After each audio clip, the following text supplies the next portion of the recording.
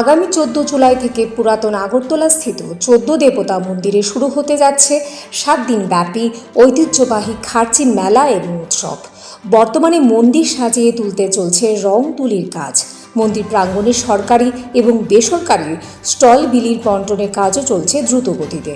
ওই দিন সকাল 11টা নাগাদ মেলা এবং উৎসবের সূচনা করবেন মুখ্যমন্ত্রী ডক্টর মানিক সাহা।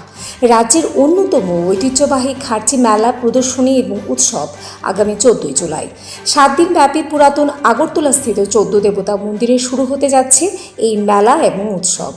মুখ্যমন্ত্রী ডক্টর মানিক সাহা ওই দিন সকাল 11টা নাগাদ এর সূচনা করবেন। ইতিমধ্যেই মেলা প্রাঙ্গণকে সাজিয়ে তুলতে মেলা কমিটির কাজ শুরু করে দিয়েছে। মেলা কমিটির চেয়ারম্যান তথা খয়েরপুরের বিধায়ক রতন চক্রবর্তীর তত্ত্বাবধানে দ্রুতলয়ে মেলা প্রাঙ্গণকে সাজানোর কাজ এগিয়ে চলছে। পুরাতন আগরতলার পঞ্চায়েত সমিতির চেয়ারম্যান বিশ্বজিৎ শীল মেলা প্রাঙ্গণকে সার্বিকভাবে সাজিয়ে তোলার কাজের তদারকি করছেন। তিনি জানান, 13 জুলাই স্থানীয় হাওড়া ঘাটে হবে 14 দেবতার স্নানযাত্রা।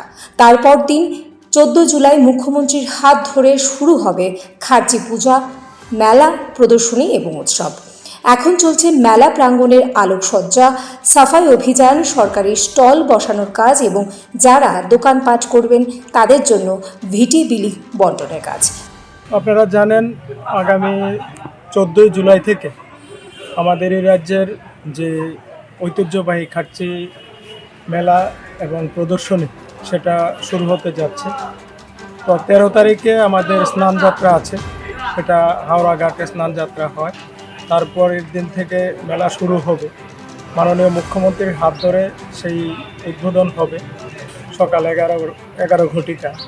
তো প্রস্তুতি আপনার চলছে, সারা দিন রাত্র কাজ করছে।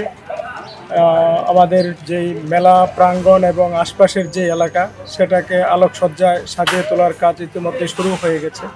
আপনারা দেখছেন যে আমাদের বিউটিফিকেশনের কাজও শুরু হয়েছে, কাজ চলছে, বা সাফাই যেটা অভিযান সেটাও চলছে। আমাদের এএমসি থেকে সেই সাহায্য এবার করছে। এএমসির যারা লেবার আছে তারা এই সাফাইয়ের কাজ করছে। তাছাড়া সরকারি স্টলগুলি সেগুলিরও কাজ চলছে। পাবলিক যেগুলি স্টল, যেগুলিতে দোকান ভিটি হবে, সেগুলিতেও কাজ চলছে। আমাদের কৃষ্ণমালা মঞ্চ এবং অডিয়েন্স সেটের কাজ ইতিমধ্যে অনেক দূর এগিয়ে গেছে। বিভিন্ন নাকা পয়েন্টগুলি করা হচ্ছে, পুলিশ অ্যাসিস্ট্যান্ট বুথ করা হচ্ছে। সব দিক দিয়ে পুরো ব্যবস্থা সেখানে গড়ে তোলা হচ্ছে। সিসি ক্যামেরা লাগানো হচ্ছে নিরাপত্তার কথা মাথায় রেখে। তো সব দিক দিয়ে যা যা করার সমস্ত কিছু করা হচ্ছে, যাতে মেলার গতবারের যে রেকর্ড ছিল সেটাকে যাতে ভেঙে এবার একটা নতুন রেকর্ড সেখানে সৃষ্টি করা যায়, যাতে কোনো ঝুট ঝামেলা না হয়, যাতে কোনো হাঙ্গামার সৃষ্টি সে জায়গা যাতে না হয়। খুব সুন্দর সুষ্ঠুভাবে যাতে মেলা সেখানে সম্পূর্ণ করা যায় সেটার দিকে নজর রাখা হচ্ছে। তো আমাদের মাননীয় বিধায়ক, মেলা কমিটির চেয়ারম্যান, ওনার নেতৃত্বে দুটা মিটিং সেখানে হয়েছে আমাদের ডিএম অফিসে। তাছাড়া বিভিন্ন সাব কমিটি যেগুলি করা হয়েছে সেগুলির মিটিংও প্রায় সম্পূর্ণ হয়েছে, কয়েকটা বাকি আছে, এগুলি হয়ে যাবে। তো এইভাবে আপনার সমস্ত দিক দিয়ে যা যা করার সমস্ত কিছু করা হচ্ছে। মাননীয় বিধায়ক, মেলা কমিটির চেয়ারম্যান, উনিও তদারকি করছেন। প্রত্যেক বেলায় উনি আসছেন, সকাল বিকাল যখনই সময় পাচ্ছেন তখনই আসছেন, কি কি বাকি আছে এগুলি খতিয়ে দেখছেন। তো এইভাবে আমাদের প্রস্তুতির একদম কোনো ঘাটতি যাতে না থাকে, কোনো খামতি যাতে না থাকে, সেই দিকে লক্ষ্য রেখে আমরা কাজ করছি। প্রত্যেক দিন এখানে প্রচুর লেবার সেখানে কাজ করছে। সবাই মিলেমিশে আমরা একত্রিত হয়ে এই খার্চি উৎসবটাকে আমরা চাইছি একটা ঐতিহাসিক রূপ দেওয়ার জন্য। হেলথ ক্যাম্প হ্যাঁ, হেলথ ক্যাম্প বসানো থাকবে, ডাক্তার থাকবে, যতক্ষণ অবধি লোক থাকবে ততক্ষণ অবধি ডাক্তারও থাকবে। 3টা ডাক্তার থাকবে, একটা হোমিওপ্যাথিক, একটা অ্যালোপ্যাথিক আর একটা আয়ুর্বেদিকের ডাক্তার থাকবে। আর এমনিতে হেলথ ক্যাম্পও বসবে। কোনো হেলথের ব্যাপারেও কোনো অসুবিধা হবে না। 2টো অ্যাম্বুলেন্স থাকবে, যদি এখানে না হয় সঙ্গে সঙ্গে তাদেরকে অ্যাম্বুলেন্সে করে হয়তো রানীবাজার বা জিবিতে সেখানে রেফার করা হবে। টোটাল কতটা স্টল আপনাদের হচ্ছে?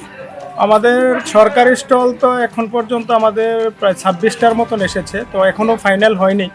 ফাইনাল হলে বলা যাবে আর কি, আরও আসবে সম্ভবত। আর এমনিতে প্রায় দোকান ভিটির জন্য প্রায় 800 মতন স্টল এখানে হয়, প্রায় যারা দোকানদারি করে তাদের জন্য।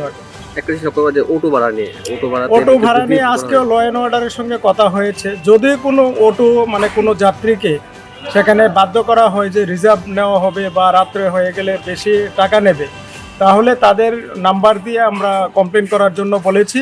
আর এটা আমরা মাইকিংও করব এবং অটোর যে সেন্ট্রিগেট যেগুলি আছে যারা অটোগুলি পরিচালনা করে তাদেরকে আজকের ল অ্যান্ড অর্ডার কমিটিতে ডেকে এনে মিটিং করে বলে দেওয়া হয়েছে যে ভাড়া অতিরিক্ত রাখতে পারবে না, যেই ভাড়া আছে সেটাই নিতে হবে এবং কাউকে বাধ্য করতে পারবে না যে রিজার্ভ ছাড়া যাবে না। যদি আমাদের কাছে কমপ্লেন আসে আমরা সঙ্গে সঙ্গে সেটার যে আইনানুগ যে ব্যবস্থা আছে সেটা নেওয়ার জন্য পুলিশকে ইতিমধ্যে বলে দেওয়া হয়েছে। এনসিসি এনএসএস ক্যাম্প কি এনসিসি এনএস যারা করে এরা কি এবার থাকবে? না, আমাদের ক্রাউড অ্যান্ড গাইড থাকবে, আর ডিজাস্টার ম্যানেজমেন্ট থাকবে, টিএসআর থাকবে, পুলিশ থাকবে, আমাদের স্কাউট অ্যান্ড গাইড থাকবে একটা ভালো অংশ, প্রায় 150 মতন থাকবে তারা। এনএসএস কে এবার তত নিয়ে এনএসএস তো আমাদের এনএসএসকে আনা হয় না, এনসিসি এনসিসি আনা হয় না আমাদের এখানে। ঠিক আছে, আপনার পরিচয়টা? আমার নাম বিশ্বশীল, আমি ওল্ড আগরতলা পঞ্চায়েত সমিতির চেয়ারম্যান। ব্যুরো রিপোর্ট, প্রগতি নিউজ টিভি।